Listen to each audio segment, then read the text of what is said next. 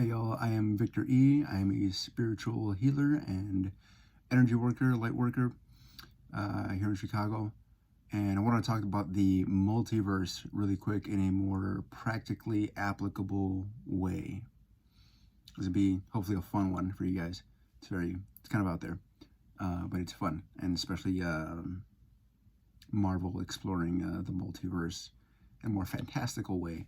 I wanted to touch on it on a more grounded way. So it starts with probability and habit, kind of memory. Probability, habit, memory.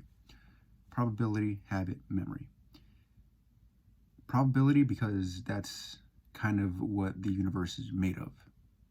This universe is made of the most probable thing that could have happened. The most probable thing that could have happened, let's say for right now, is that the Big Bang, Earth, me here now, having gone through my journey, having gotten into journaling was the most probable thing, and having a journal right here. Those were like the most probable sequence of events in this universe. There are a lot of very close, let's say, other universes running parallel to this one, in which a very similar version of me maybe didn't wear the sweater because that was the most probable thing to him. Maybe my heater thing, little space heater, thank you, was going, just didn't feel like wearing a sweater. He felt like showing off his guns. And so that was the most probable thing for him. Maybe he's sleeping with, over at his girlfriend's house or something. Maybe another one sleeping over at his boyfriend's house or something. Maybe another one wasn't even born. Oh, and my sisters were so happy. But like but yeah. Probability, habit. What are the habits that I have accumulated over the course of my life? Pizza is a big one. Eating healthy is a big one. So that's already creating branches and choices. And so anytime that I have, because of that, I've gotten into the habit, let's say, of having to decide between eating healthy and eating comfort food. That's something that branches off into different universes or different parallel realities. And it's the way that applies practically is in, being a choose your own adventure game, this life. Where do you want to go? Where does this version of you want to go? And where are they most likely to go? Now, there are some things that are, based on my school of thought and my spiritual practice, there are some things that are fated. And there are other things that are, let's say, like destiny. Fate is, I'm trying to think of a good example here. If you think of, I got it. Yeah. This will do for now. Okay. If you think of this notebook, let's say you're going in a straight line and there are these 3 holes. Those are your fate. Those are fated. That you're gonna pass through these circles, let's say. You're gonna pass through one of these circles. Maybe it's not a hole, maybe it's just like one-dimensional plane, just for argument's sake. But you can decide, write your own destiny, how you get to the next one, how you get to the next big event in your life, and so on and so forth down here. Now those fated events, we can frame them as being kind of like magnetic. So they're attracting you to them and them to you, because got a little EM field going within us and around us that our heart creates. Toroidal Field, look that up, it's fun. And So yeah, you get to, like, in part, choose your own destiny. Choose what shoes you wear. Choose how you style your hair. Choose who you date or not date, until you meet the right person that your kids are gonna be born from. The word, isn't that weird? And what habits you choose. I'm reading this book actually called Tiny Habits by BJ Fogg. Highly recommend. But it's all about creating tiny habits. If you want to get out of your old habits and thus create a better life for yourself. One of the affirmations I have here on my wall, I have these slaps, the USPS labels. I wrote, I am on the highest vibrational timeline, because that's the most probable thing that I would have or could have written in this lifetime. Definitely fits having gotten into spirituality and energy work and all this stuff. It's my dog click-clacking out there.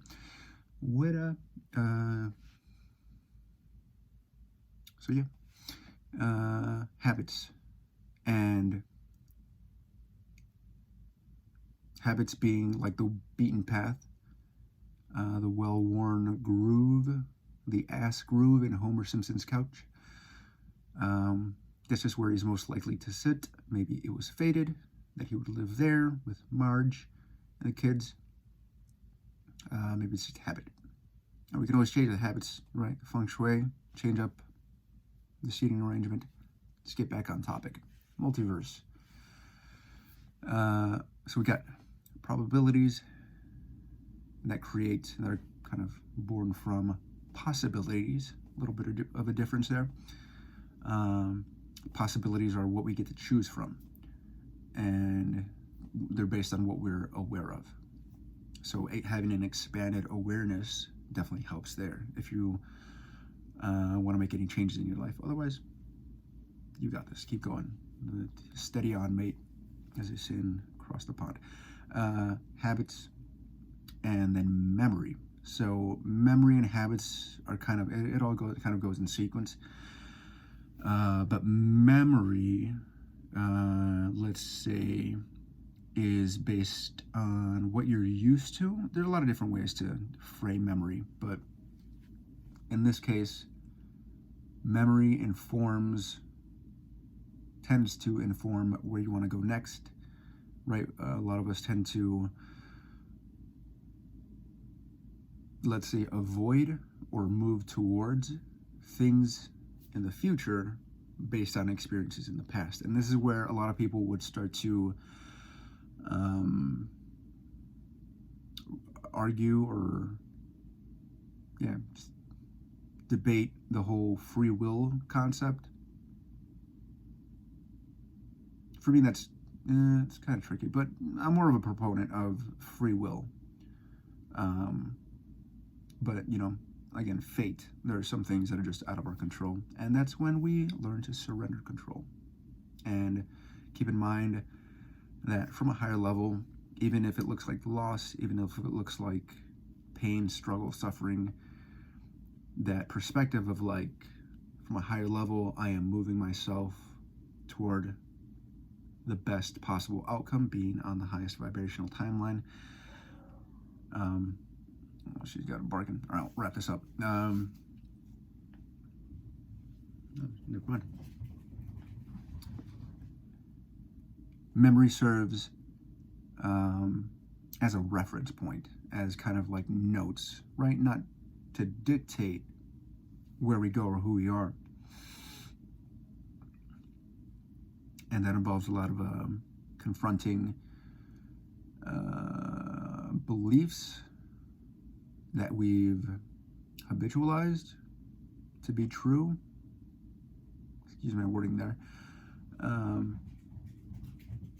But it serves also in informing where you stand within the multiverse, how your point of awareness and observation is like a screen on your TV or on your phone, right? If you weren't there, there would be a dead pixel, and that would be super annoying. Have you ever seen a TV with a dead pixel? It's all I can fix. It's all I can fucking focus on.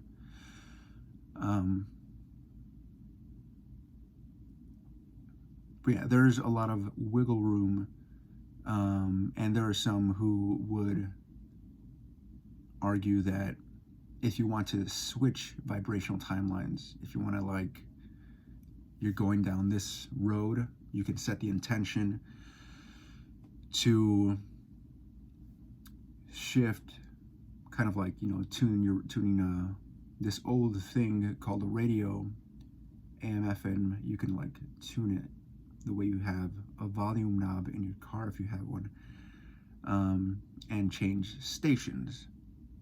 So instead of, it may look completely similar, but it would kind of start to delineate you from the path that you would have gone on, where now old you, the one that decided to stay on this timeline, stays on this timeline, and the one that decided to start to change kind of goes, go your own way, go your own way, goes your own way, goes another way.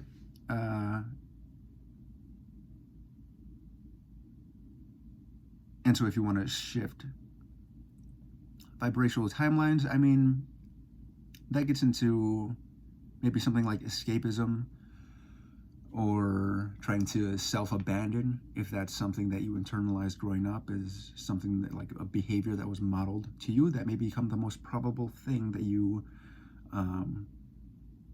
start to manifest and create for yourself. Or to think of it a different way, that's the timeline that you hop onto, of being self-abandoning.